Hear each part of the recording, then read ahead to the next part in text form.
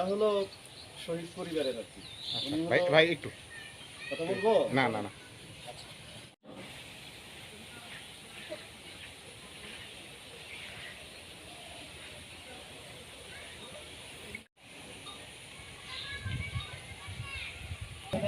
এখানে আমরা তাদের কাছে রেসপেক্ট করবো।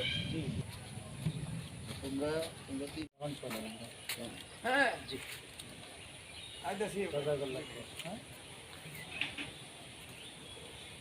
ভাই একটু ইয়াতে থেকে না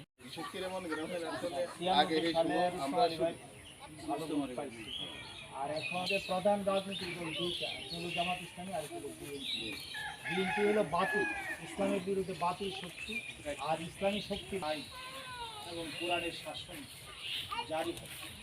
এই জন্য এবং যখন যেখানে হাফেজ আবু তাহের সাহেব বিগত ফেসিবাদী সরকারের জুলুমের শিকার হয়ে তিনি কারাগারে শাহাদাত বরণ করেছেন।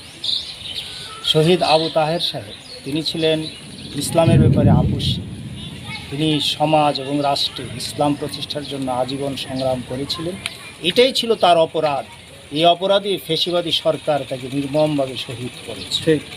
আমাদের নেতা শহীদ মতিউর রহমান নিজামী, আলী হাসান মোহাম্মদ মুজাহিদ, কামারুজ্জামান, কাদের মোল্লা, মীর কাসেম আলী, তাদেরকেও একই অপরাধে ফেসিবাদী সরকার হত্যা করেছে। আমরা জানিয়ে দিতে চাই, হত্যা নির্যাতনের মাধ্যমে বাংলাদেশে ইসলাম প্রতিষ্ঠার আন্দোলনকে দমিয়ে রাখা যাবে না।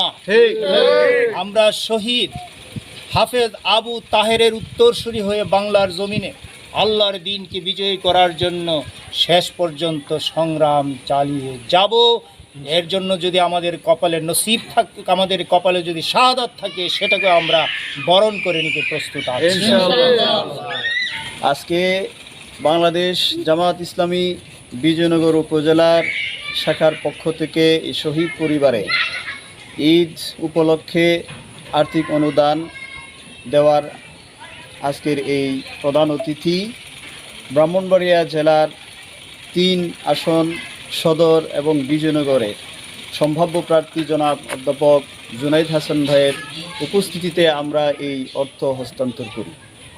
আমরা আজকে দেশবাসীকে এই কথাটুকুনই বলতে চাই যে বাংলাদেশ একটি দুর্নীতিমুক্ত দেশ প্রতিষ্ঠা করতে হলে একমাত্র ইসলামী অনুশাসনই পারে বাংলাদেশকে দুর্নীতিমুক্ত দেশ প্রতিষ্ঠা করতে। দেশকে দুর্নীতিমুক্ত এবং বৈষম্যহীন একটি সুন্দর সোনালী রাষ্ট্রে প্রতিষ্ঠা করতে হলে ইসলামের বিকল্প নেই। যেরকমভাবে রাসূল করিম মুহাম্মদুর রাসূলুল্লাহ সাল্লাল্লাহু আলাইহি সাল্লাম মদিনা রাষ্ট্রকে একটি সোনার রাষ্ট্রে পরিণত করেছিলেন, সারা বিশ্বের সর্বশ্রেষ্ঠ জাহিলি যুগকে যেই ইসলামী অনুশাসন দিয়ে একটি সোনালী রাষ্ট্রে পরিণত করেছিলেন, এই ইসলামী অনুশাসন দিয়েই বাংলাদেশটাকেও আমরা একটি সোনার রাষ্ট্রে পরিণত করতে চাই।